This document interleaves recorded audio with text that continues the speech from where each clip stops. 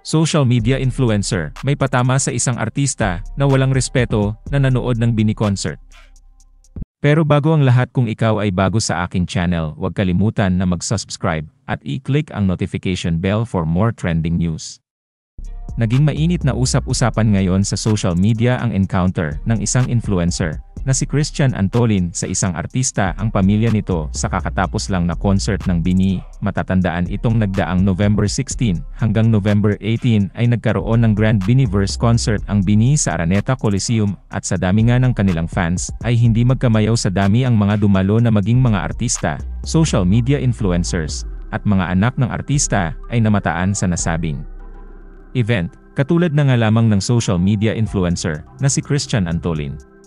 Pero naging palaisipan ang post ni Christian patungkol sa hindi niya nagustuhang ugali ng isang artista na umano'y nakatabi niya sa concert.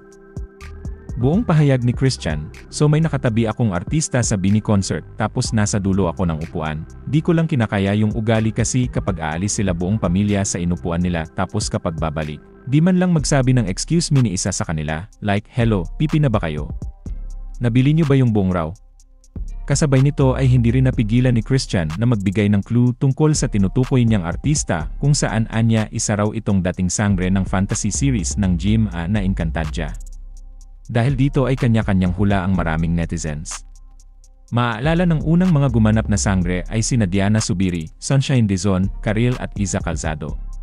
Sumunod sa mga ito sina Kylie Padilla, Gliza Di Castro, Gabby Garcia at Sanya Lopez.